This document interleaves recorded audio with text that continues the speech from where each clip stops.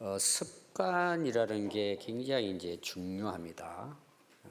이 습관이라고 하는 것은 이제 하루아침에 이루어지는 게 아니고 계속해서 그렇게 하다 보면 그게 이제 몸에 익숙해집니다. 굳어지는 거죠. 근데 그게 습관이 아니고 여러분 건강도 습관에 달려 있습니다. 우리 인격도 마찬가지예요. 여러분 지금까지 여러분들의 모습은 여러분 습관에 의해서 만들어진 거예요. 우리 인생도 마찬가지예요. 신앙은 어떨까요? 동일합니다. 그래서 좋은 신앙은 좋은 습관을 길들이면서 만들어지는 것이지 그냥 주어지는 게 아닙니다. 근데 문제는 뭐냐 하면 이 안 좋은 내게 오히려 해가 되는 그 습관들을 바꾼다는 게 굉장히 어렵습니다. 우리가 되게 다 알아요. 근데 그게 안 되잖아요.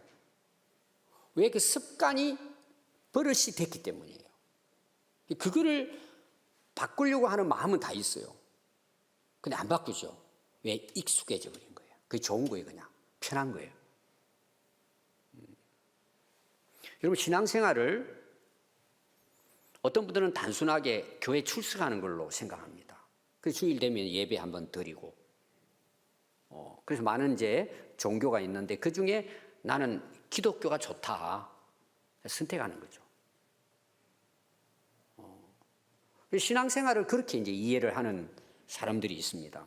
근데 여러분 예수님을 만나잖아요. 하나님을 진짜 알은 거예요. 만난 거예요. 여러분 어떨 것 같아요? 변화가 될까 안 될까요? 변화되게 돼 있어요. 습관도 변화돼요. 습관 정도가 아니에요. 인생이 바뀌어지는 거예요. 우리가 예수님을 만나고 하나님을 믿는다는 말은 내 전 인생이 180도로 방향 전환하는 거예요. 우리가 360도라 그러잖아요. 그건 한 바퀴 도는 거예요. 원이잖아요. 원위치 되는 거잖아요. 근데 180도는 뭐예요? 여기서 이쪽으로 가는 거예요. 반대 방향이에요. 그걸 우리가 회개라고 하는 거예요. 여러분들이 마음속에 다 그런 생각이 있어요. 내 원래 이렇게 살려고 안 했는데 살아보니까 여기까지 온 거예요. 습관화된 거죠. 그럼 이 인생이 정말 우리가 원하는 정말 아름다운 인생이 다시 찾아올 수 있을까? 그럼 올 수 있어요. 뭘로 가능할까요? 그 습관 바꾸면 돼요. 회개하면 되는 거예요. 여러분 회개는 너무나 큰 축복이에요. 하나님이 원래 만든 원 상태로 돌아가는 거예요. 그래서 이걸 가리켜서 우리가 지난주는 뭐에 대한 말씀이었어요? 우리가 예수 믿는다는 것은 허물과 죄로 죽었던 내가 다시 살아나는 거예요. 여러분 사람이 죽었다가 다시 살아나면 어떨까요? 새로운 인생을 살잖아요. 여러분들이 그런 분들 계실 겁니다. 나 이렇게 살면 안 되는데 내가 다시 태어난다면 이런 말 하시죠. 그럼 여러분 예수 믿으면요 내가 다시 태어나요. 죽었던 내가 다시 살아나요. 그걸 신생이라고 하고 중생이라고 하고 거듭남이라고 하고 새로운 피조물이라고 성경은 말을 합니다. 그러니까 변화가 되죠. 다시 태어났으니까. 여러분 성경에서 가장 극적으로 가장 확실하게 변화된 사람이라고 이야기하라면 저는 바울이에요. 많은 사람들이 변화가 됐지만 가장 확실하게 아주 누구나 봐도 저 사람 변했구나, 바뀌어졌구나, 새 사람 됐구나 누구나 다 이야기할 수 있는 인물이 있다면 저는 사도 바울이라고 말해요. 자, 바울의 삶은 어떻게 변화되느냐? 원래 바울의 모습은 어때요? 예수 믿는 사람을 아주 악질적으로 잔인하게 핍박하고 감옥에 집어넣고 죽이는데 앞장선 인물이에요. 근데 그가 예수님 만난 거예요. 예수님이 바울을 찾아오신 거예요. 부활하신 예수님. 자기가 예수님을 이단이라고 하고 예수님을 십자가에 못 박는데 같은 유대인과 함께 죽여라 했던 사람이에요.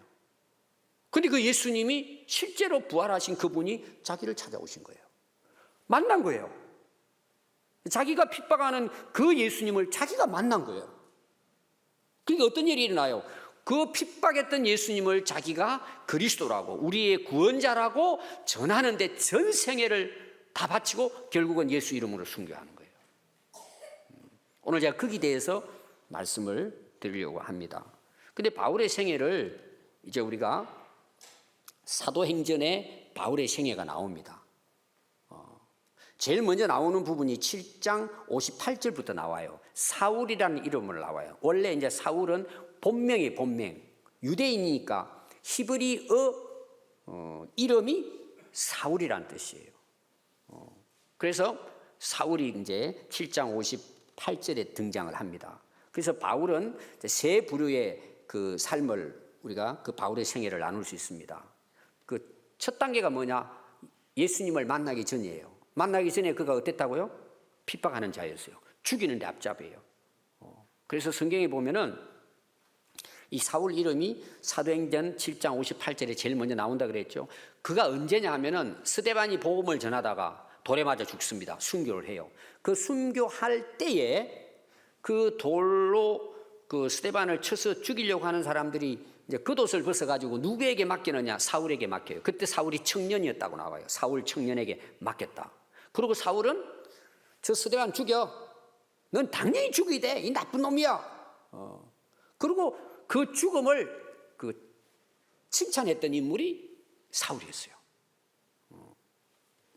그리고 또 8장에 넘어가면은 8장 1절부터 3절에 보면 사울이 그 스데반이 죽은 걸 당연히 여기고 그때부터 교회가 핍박이 이어지는 거예요. 아주 심한 핍박이 이어집니다. 스데반의 그 순교 이유로 해가지고. 그래서 이 바울은 교회를 핍박하는데 어떻게 핍박했다고 기록했냐? 잔멸했다 그래요. 잔멸. 아주 속들이 우리가 그 잡초 뽑는 거 있잖아요. 다 속하 골래가 골라가지고 뽑아서 내버리는 것처럼 집집마다 다니면서 남녀를 그 예수 믿는 사람을 골라내가지고는 다 감옥에 집어넣는 이런 아주 악한 일을 했어요. 그리고 이제 9장 1절과 2절을 보면은 이협과 살기 등등하여 대제사장에 가가지고 공문을 청해가지고 이제 핍박을 받으니까 신자들이 흩어졌잖아요. 그 흩어진 장소까지 따라가가지고 다메섹 도상을 지나가면서 그들을 붙들어와 감옥에 집어넣으려고 아주 열심히 믿는 자들을 속아내가지고는 감옥에 집어넣으려고 다니는 거예요. 그것도 어떻게 살기 아주 그냥 막 죽이려고 하는 이 어떤 열정으로 예수 믿는 사람을 어떻게 하든지 잡아 죽이려고 이런 마음을 가지고 공문까지 받아가지고 다메섹을 향해 갑니다. 그래서 나중에 이제 바울이 그때 자기 모습을 디모데에게 편지 쓰면서 디모데서 1장 15절에 보면 나는 과거에 죄인 중에도 뭐였다고요? 괴수였다. 이 괴수라는 말은 두목이라는 뜻이에요. 우두머리. 내가 핍박하는 사람들의 줄을 세웠는데 내가 제일 1번이라는 거예요. 내가 그렇게 악한 짓을 했다. 이게 바울이 예수님 만나기 전의 삶이라는 거예요. 두 번째 단계가 뭐냐 하면 예수님을 만난 사건이에요. 바울이 원해서 만났을까요? 예수님이 찾아오셨을까요? 예수님 찾아오신 거예요. 그 악하고 잔인한 그 바울을 예수님이 찾아오셨습니다. 그럼 만나주세요. 그 만나는 장면이 9장 이제 3절부터 기록이 되어 있습니다. 하늘에서 갑자기 빛이 바울에게 비추어집니다. 그리고 소리가 나는 거예요. 사울아, 사울아, 네가 어찌하여 나를 핍박하느냐? 아니, 당신 누굽니까? 내가 핍박하는 예수다. 그게 꼬꾸라집니다. 너는 일어나서 시내로 들어가라. 내가 행할 것을 내게 이를 자가 있을 것이다. 그게 누구냐 하면 이제 아나니아라는 사람이 나옵니다. 이미 예수님이 아나니아에게 이러이러한 자가 이제 눈이 완전히 멀어가지고 기어서 들어올 테니까 너 그에게 안수하고 치료해주고 그는 내 이름을 위하여 이방인 임금들 이스라엘 자손들에게 이 복음을 전하기 위한 택한 나의 그릇이니까 너는 그를 잘 보살피고 또 믿는 사람들 제자들과 함께 잘 어울리게 해라. 내 이름을 위하여 그는 많은 고난을 받게 될 것이다. 이 바울은 예수님을 만난 그 경험이 확실했다는 거죠. 그럼 세 번째 단계는 뭘까요?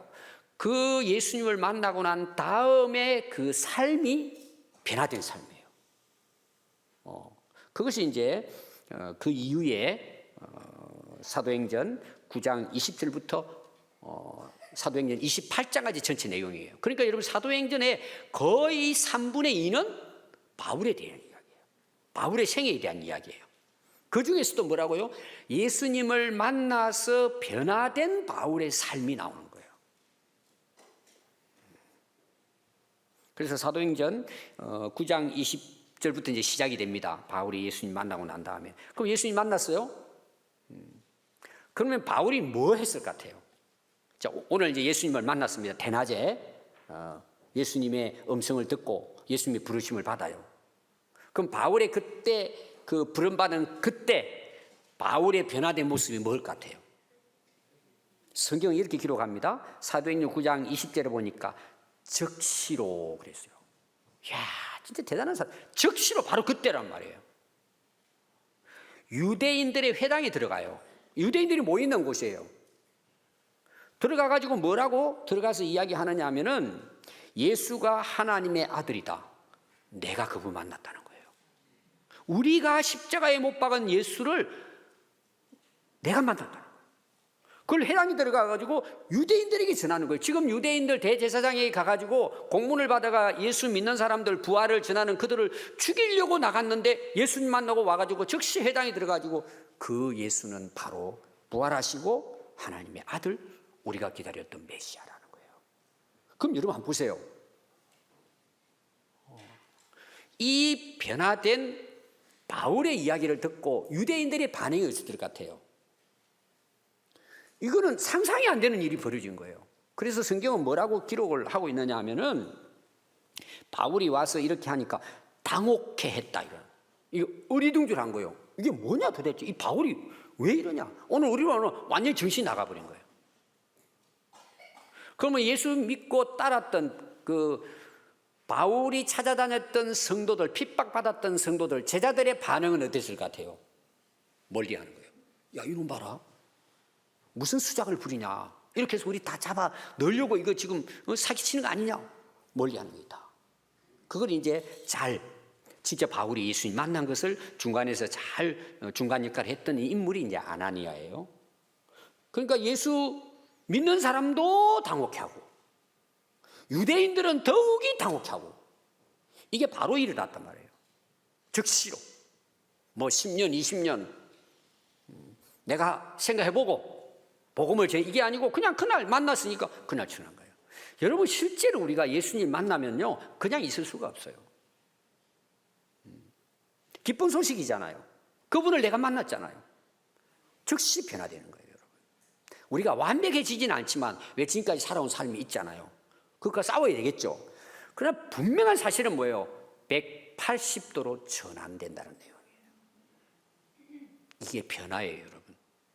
습관, 이제 우리 특히 이제 남자분들 뭐 옛날에도 그렇고 지금도 그렇죠. 습관에 된 게 뭐가 있을까요? 몸에 배어 있는 거.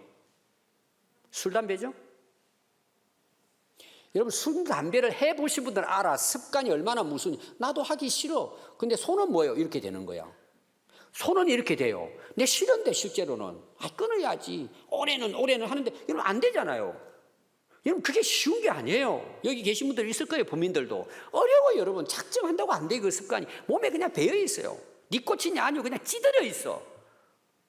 술에 중독이 돼 있어요. 여러분 이게 어려운 거예요. 여러분 그분들을 위해서 비난만 하지 말고 기도해 줘야 돼요. 무슨 기도해야 될 것 같아요?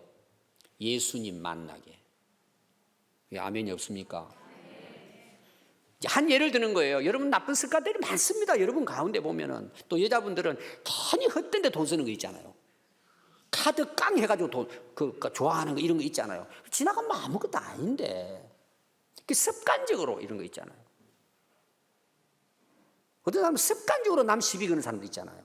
그 얻어맞고 오고 습관적으로 운전 막 과속하고 이런 거 있잖아요. 여러분 습관적으로 참 그게 어려워요. 근데 어떻게 하면 변화가 될까요? 예수님 만나면요 돼요. 그게 복음의 능력이에요. 내 안에 계신 예수님의 능력이에요. 맨날 싸우는 사람도 있죠. 예수님 만나면 돼요. 아이, 목사님, 이제 원래 그래요. 아니, 원래 그런 사람이 어디 있어요. 잘못된 거지. 바울이 변화가 됐다니까요. 예수 믿는 사람을 잡아 죽이는 괴수였는데 예수님 전하는 사도로 바뀌었어요. 그게 어떻게 그것도 즉시로 예수님 만나면 되는 거예요. 이게 능력이에요, 여러분. 이런 은혜가 있기를 바랍니다. 그래서 그 이후로 바울의 삶이 뭐예요? 이 예수님을 전하는 데다 올인하는 거예요. 그건 여러분, 예수님 만나보면은 바울이 이해가 돼요. 이 은혜의 복음을 전하는 일에 있어서 나의 생명조차도 귀하게 여기지 않았다고 바울이 고백해요. 그게 복음의 능력이에요. 여러분, 예수님 만나 내가 영생 얻고 진리를 알고 여러분 하나님의 살아계심을 내가 깨닫고 믿게 됐고 만났는데 여러분 삶이 변화가 안 돼요? 그래서 사도행전 13장 1절부터 시작되는 것은 안디옥 교회에서 이제 사역을 시작했는데 안디옥 교회에서 선교사로 파송을 받습니다. 그때부터 이제 바울이 뭐예요? 소아시아, 지금의 터키 지역, 그 다음에 바다를 건너가 가지고 유럽 지역으로 해가지고 나중에 이제 끝에 오늘 말씀 로마까지 가서 복음을 전합니다. 그때부터 그는 이제 1차, 2차, 3차 전도 여행이 시작이 됩니다. 그러고는 그걸 다 마쳐요. 전도 여행을 다 마무리를 하고 이제 21장에 보면 예루살렘으로 돌아옵니다. 이게 붙들려요, 유대인들에게. 저놈 잡아 죽이자. 그러고는 이제 고발을 해가지고 감옥에 집어넣어 버리는 거예요. 그럼 재판을 받아야 됩니다. 근데 이제 재판을 받는데 두 곳이 나옵니다. 두 곳의 재판을 받습니다. 하나 이제 그 당시 천부장 그 로마에 보낸 그 군대 그 성 안에 들어가 가지고 유대인들이 막 그냥 사람을 잡아 죽이려고 하니까 그 성 안으로 들어와 가지고 이제 구금시켜 놓고 거기에 대해서 이제 그 변명하면서 그 재판이 시작이 됩니다. 그러니까 이제 그는 3차까지 전도를 잘 마치고 돌아오는데 와서 보니까 이제 붙들려 가지고 감옥에 들어가 죽게 생긴 거예요. 그때 바울이 변명을 합니다. 변명 오늘만 변호하는 거예요. 나는 이렇게 했는데 내가 뭐 잘못이 있냐? 이거 이제 변명을 합니다. 첫 번째 이제 나오는 내용이고 두 번째는요. 총독 앞에서 그 당시 이제 그 총독이 벨릭스라고 하는 총독이었습니다. 25장, 26장에 또 한 번 이제 감옥에서 그 고발당하는 이제 그런 내용이 나옵니다. 벨릭스가 2년 동안을 갖다가 감옥에 집어넣고는 재판을 끝을 안 내는 거예요. 그러고는 총독이 바뀌어져요. 베스도라는 이제 로마의 총독이 다시 부임을 합니다. 보니까 이 사형수 하나가 그 감옥에 있는데 어떻게 해야 되겠냐? 그래서 마침 유대인들이 또 새로운 그 총독에게 바울 죽이려고 또 고발을 하는 거예요. 그럼 베스도 앞에서 이제 재판을 합니다. 근데 그때 이제 결국은 이 바울이 나는 로마의 시민권을 갖고 있다. 난 여기서 죽을 수 없다. 나는 로마의 황제의 재판정에 가가지고 나 황제의 재판을 받겠다. 그러니까 보니까 실제로 로마의 시민권을 갖고 있잖아요. 근데 이제 이 베스도라고 하는 총독이 보니까 그러면 그 로마로 보내야 되잖아요. 법정으로. 그러면 이 사람이 지금 어떤 죄를 지어가지고 이렇게 해서 거기까지 보내는지 거기에 대한 내용이 있어야 되잖아요. 내용이 없는 거예요. 보니까 죄가 없어요. 복음 전하는 거 외에는 죽을 그 죄를 지은 것도 아니에요. 그래서 왕하고 이야기합니다. 아그리빠 왕이 그때 당시 유대의 왕이에요. 왕에게 아니 내가 이런 자를 지금 로마의 시민권을 갖고 있는데 이건 유대인들이 재판할 수 있는 게 아니다. 그것도 죽이는 일을 로마 시민권이 있으니까 로마 법정에 황제의 법정에 써야 된다. 왕이 지금 확인해 가지고 무슨 제목으로 상소를 할지 그걸 이야기해 달라는 거예요. 이 꾸며야 되죠, 이제 거짓말로. 그러면서 아그리빠와 그 총독 앞에서 이제 바울이 그럼 또 변호해봐라. 내가 내 스스로 뭐가 문제가 있냐 하고 이야기하는데 바울이 또 뭔 이야기했을 것 같아요. 똑같은 이야기하는. 나 예수님 만났다. 난 전에는 유대인으로 나도 열심히 있는 바리새인 중에 바리새인이다. 나는 하나님께 열심히 했다. 당신들처럼. 근데 우리가 소망하고 선지자들이 말씀하고 모세가 말씀한 그 메시아가 이분이고 그분은 부활하셨다. 내가 그분을 만났다는 거예요. 그러면서 거기 서 있는 사람들부터 시작해가지고요. 왕에게 이야기합니다. 왕이요. 내가 이렇게 묵혀 있는 것 외에는 왕도 예수 믿고 구원받으세요. 자, 여러분, 이 바울의 이 지금 이야기를 왜 제가 설명하느냐 하면 한번 보십시오. 여러분, 재판을 받아보신 분들 알아요. 뭐 잘못하고 잘하고 딱 떠나가지고 재판 딱 받죠. 그러면 여러분, 재판에 받으려면은 여러분들은 어떻게 그 재판에 응해야 될 것 같아요? 어떻게 하든지 내가 죄가 없다는 걸 밝히는 게 중요하겠죠. 살아나와야 되잖아요. 그것도 억울함을 당했다면 더욱이. 근데 바울은요, 그거하고는 아무 상관없는 거예요. 다시 말하면 변명한다는 게 그게 아니고 간증을 하는 거예요. 지금 그렇게 하면 더 죽음을 당해요. 더 나올 수도 없어요. 근데 그 자리에서 바울은 뭐예요? 그 재판 앞에서도 나는 예수님 만났다. 예수님이 우리가 기다렸던 구원자다. 메시아다. 당신들이 예수님을 몰라서 그렇지 십자가에 못 박은 것도 당신들이 메시아를 몰랐기 때문에 십자가에 못 박았다. 나도 핍박자였다. 예수님은 부활하실 분이다. 한마디로 말하면 예수님을 전하는 거죠. 여러분, 사람이요, 진짜 변화된 것을 자기도 확인하고 다른 사람이 확인할 수 있는 방법이 뭐예요? 여러분, 고난을 당해보면 알아요. 억울함을 당해보고 위기를 만나면은 그때 내가 어떻게 처신하는가, 어떻게 말하고 어떤 생각을 갖고 있는가, 그게 여러분 신앙이에요. 확인이 돼요. 내가 진짜 변화됐는지 안 변화됐는지는 확인이 되는 거예요. 제가 더 쉽게 설명해 볼까요? 여러분들은 뭐 자주 하는 거. 부부싸움을 해요. 한쪽은 예수 믿는 사람이고 한쪽은 안 믿는 사람이에요. 싸움이 돼야 돼요? 안 돼야 돼요? 안 해보셨죠, 여러분들은? 싸움이 안 돼야 맞는 거예요. 근데 같이 싸워요, 안 싸워요? 여러분 싸움 안 해보셨죠? 같이 싸우죠. 그게 자기 신앙이에요. 여러분, 교회 안에서도 다 다르니까, 다양하니까 말다툼도 하고 싸울 수도 있어요. 이거 왜 싸울까요? 그게 자기 신앙이에요. 자, 여러분 직장 생활하고 사업 하잖아요. 돈 벌기 위해서 하잖아요. 근데 어려움도 있고 억울함도 당하고 이렇게 하잖아요. 그때 여러분 신앙이 내가 진짜 변화된 사람인가가 딱 드러나는 거예요.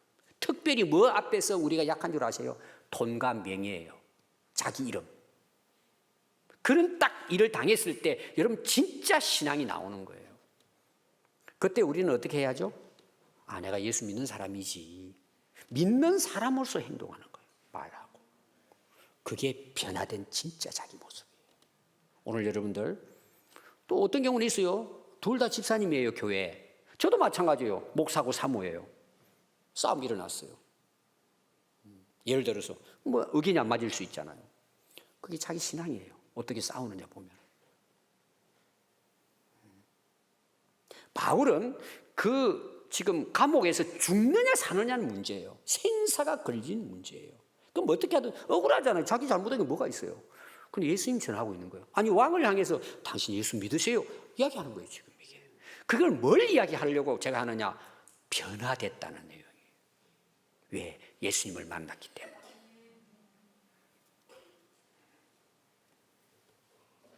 그러면서 그 변화된 여러분 간증을 들어보면요, 정말 바울은 예수님 만난 거예요. 그리고 예수님께서 자기에게 사명을 주셨다는 거예요.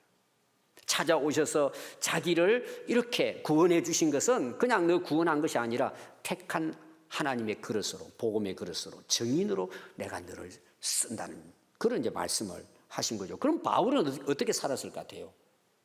자기를 구원해서 구원하신 목적이 너를 이방인들이나 예루살렘에 가서 이 복음을 전하는 도구로, 일꾼으로 내가 사도로 널 쓰겠다. 바울은 그렇게 산 거예요. 그러나 뭐예요? 너는 많은 고난을 받을 것이다. 아까 아나니아 제가 이야기했죠. 그리고는 결국은 이제 바울이 로마에 가서 그 재판을 받겠다 그랬죠. 그래서 로마 항해가 시작이 되는 거예요. 그것이 27장에 오늘 읽은 내용이에요.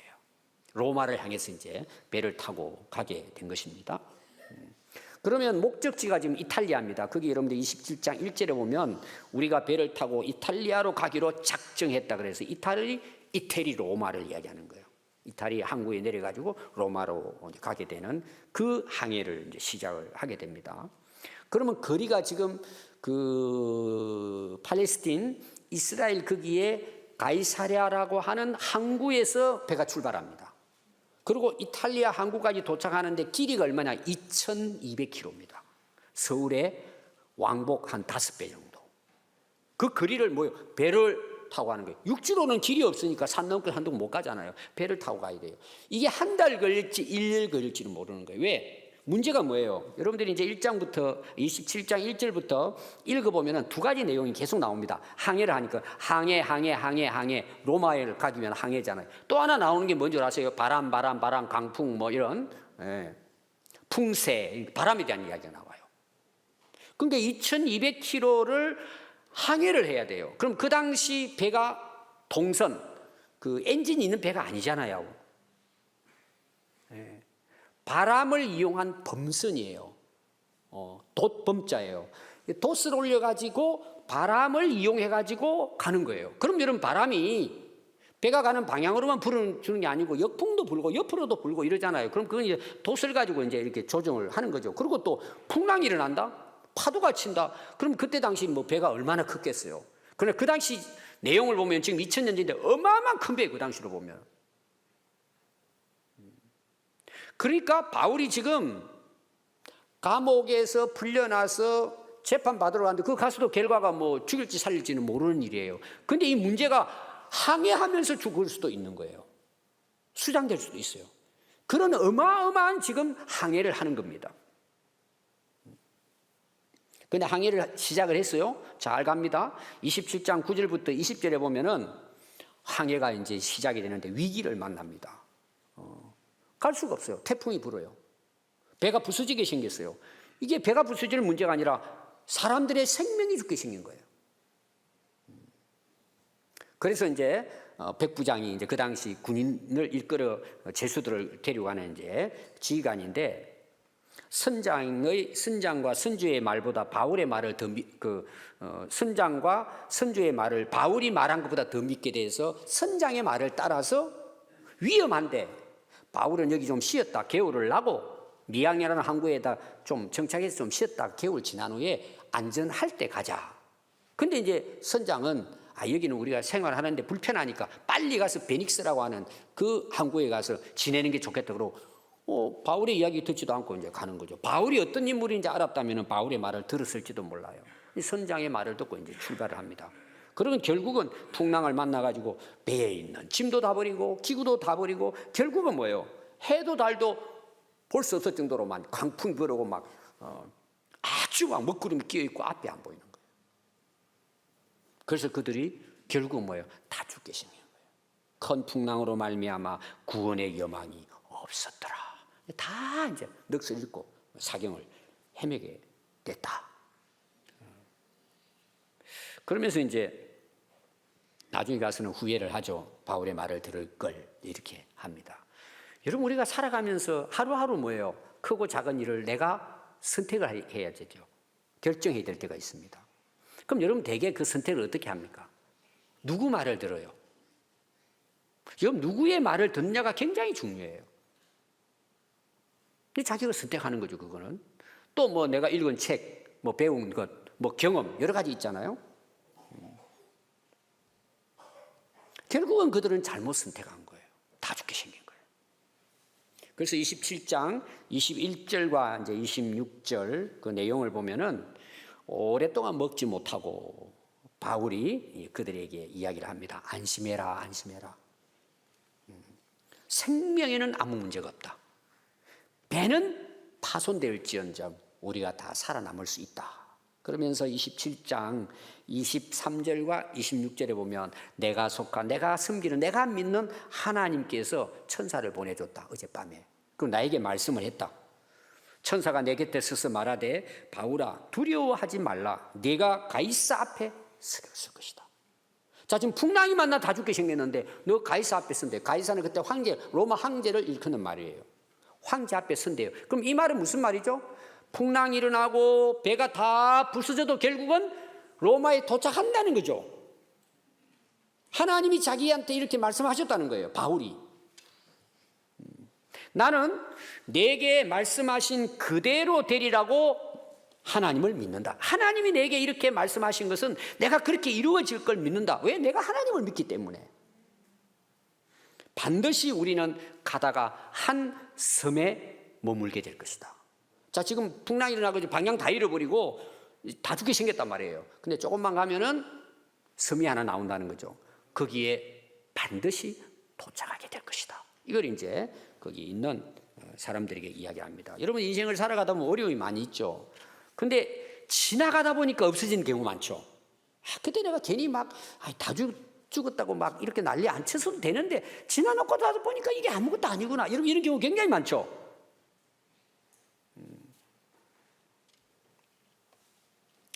여러분, 하나님께서 바울에게 지금 바울의 상황은 다 죽게 생겼어요. 근데 하나님이 말씀해 주신 거예요.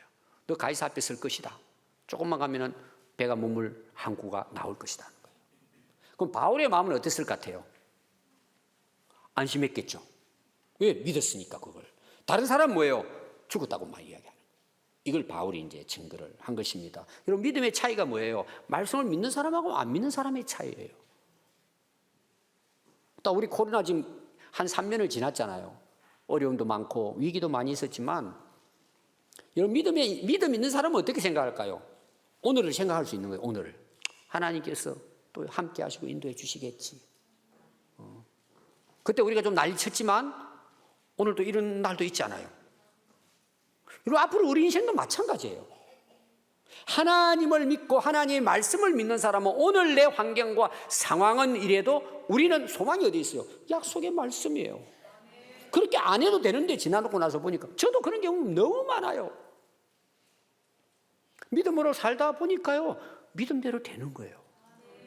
하나님이 살아계시기 때문에. 바울은 그걸 경험하는 거죠. 항해 가운데. 자기도 얼마나 힘들겠어요. 바람 불고 죽게 생겼는데.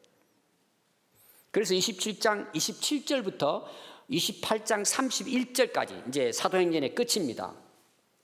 결과가 어떻게 됐냐? 14일이 지납니다. 2주가 지나요. 멜리데라고 하는 섬에 도착을 합니다. 처음에는 그 섬이 어떤 섬인지도 몰랐어요. 자, 하나님이 약속하시고 며칠 더 갔다고요? 14일을 더 갔어요. 그러면 14일 동안에 여러분, 지금 막 풍랑 만나가 배가 뒤집어지려고 하고 있는데 14일 동안 견뎠다는 내용이에요. 바울은 어떻게 했을 것 같아요? 안심했겠죠. 14일이 걸리든 1개월이 걸리든 가이사 앞에 서요. 가면 항구 나와요. 우리가 헤매고 지금 방향도 잃어버리고 어디로 갈지 모르지만 다음에 항구에 도착한다는 걸 믿은 거죠. 14일이 지나서 멜리데 섬에 안전하게 도착했는데 그때 그 배에 탄 사람이 몇 명인 줄 아세요? 276명입니다. 여러분, 안 놀라시죠? 어마어마하게 그 당시로 큰 배예요. 한 명도 죽지 않고 14일 동안 276명이 전부 다 살아서 그 멜리데에 도착합니다. 아멘. 거기 또 기적이 일어나요. 그리고 거기 3개월을 머뭅니다. 3개월이 머문 후에 비로소 로마에 도착합니다. 오늘 이 말씀을 통해서 제가 정리를 한 3가지로 여러분 해서 드리려고 합니다. 바울이 로마를 향한 항해는 자기 뜻이었을까요? 하나님의 뜻이었을까요? 하나님의 뜻이었어요. 자, 이 말씀이 어디 나오느냐 하면 사도행전 23장 11절에 나옵니다. 바울이 이제 3차 전도 여행을 떠나가지고 감옥에 갇혔다 그랬잖아요. 그러면 여러분, 그 당시 이제 3차 전도는 거의 이제 바울의 그 사역이 거의 끝날 때예요. 근데 와서 이제 감옥에 갇혔어요. 바울 입장에서는 로마에 가야지 그러고 준비했을까요? 그냥 받아들이고 있는 거예요. 근데 그 밤에 그 감옥에 있을 때 하나님께서 바울을 찾아오셔서 말씀을 하십니다. 주께서 바울 곁에 서서 이르시되 담대하라. 네가 예루살렘에서 나의 일을 증언한 것 같이, 복음을 증거한 것 같이 로마에서도 증언하여야 하리라. 이게 이루어진 거예요. 그럼 바울이 로마로 가야 해야 될 목적 이유가 뭘까요? 하나님의 일이에요. 그 하나님의 일이 뭐예요? 예수 그리스도의 복음을 증언하는 일을 위해서 로마에 가야 된다는 거예요. 지금 사람들은 로마의 제수로 끌고 가고 바울은 재판받으러 가지만 하나님의 뜻과 계획은 뭐예요? 로마까지 가서 복음을 전하도록 하는 계획과 뜻이 바울을 로마의 그 항해를 할 수 있게 하신 이유란 말이에요. 바울이 처음에 부름을 받을 때도 너는 내 이름을 이방인과 임금들과 이스라엘 자손들에게 택하기 위한 나의 그릇이에요. 바울을 택해 불러서 사명을 준 건 뭐예요? 이 복음을 전하라는 거죠. 또 사도행전 26장 16절에 18절에 보면 바울의 변명하며 간증하는 내용도 나옵니다. 하나님이 네가 보고 앞으로 일어날 일에 대해서 너는 나의 종과 나의 증인이라고 하나님이 자기한테 사명을 주셨다는 것입니다. 그래서 복음을 전해서 사람들의 눈을 뜨게 하고 어둠에서 빛으로 사탄의 권세에서 하나님께 돌아오게 하는 제사함과 나를 믿어 거룩한 무리의 가운데서 영원한 기업을 얻게 하도록 하기 위해서 내가 너를 택했다는 거예요. 바울이 택한 하나님의 이제 뜻은 거기에 있었다. 그럼 여러분 바울이 이제 로마에 갔습니다. 그럼 여러분 지금 로마를 가게 되는 그 상황은 뭐예요? 재판받으러 가는 거예요 지금. 그럼 로마에 도착했어요. 도착해서 바울이 뭐 했을 것 같아요? 오늘 여러분 말씀 뒷부분이 이제 28장이죠. 28장 한번 보십시오. 그들이 이제 그 로마에 도착해서 바울이 하는 이야기 내용이 이제 잠깐 나옵니다. 28장에 23절을 보면요. 그들이 날짜를 정하고 그에 있는 유대인들입니다. 만나가지고 유숙하는 집에 많이 오니 바울이 아침부터 저녁까지 강론하여 뭐 했을까요?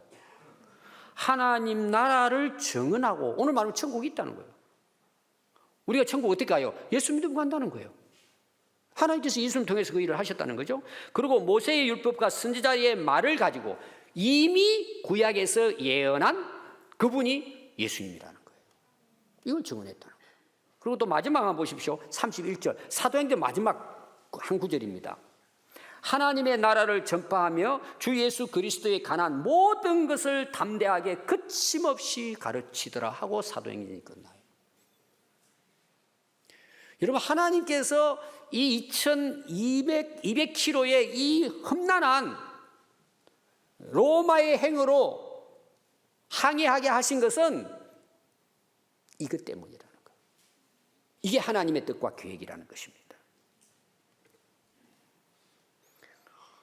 여러분 우리가 이 땅에 살아가면서 이제 변화를 이야기해서 예수 만나서 변화됐어요. 그 변화된 삶이 뭘까요? 하나님의 계획과 뜻이 나를 통해 이루어지는 거예요. 그런데 실제로 우리는 어떻게 삽니까 지금? 하나님의 계획과 뜻입니까? 내 계획과 뜻대로 삽니까? 앞에 제가 이야기했습니다. 여러분 스스로 확인할 수 있어요. 지금 확인할 수 있어요. 여러분 이걸 단순하게 생각하면 안 됩니다. 늘 제가 설교하지만 심각한 질문이에요.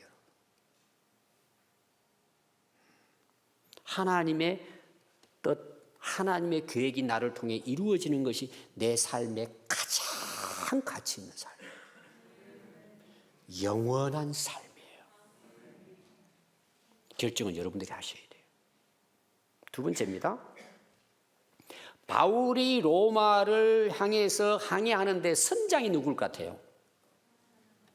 그 선장도 그 선조도 있습니다. 또 지휘관은 백부장이에요. 바울은 제수예요.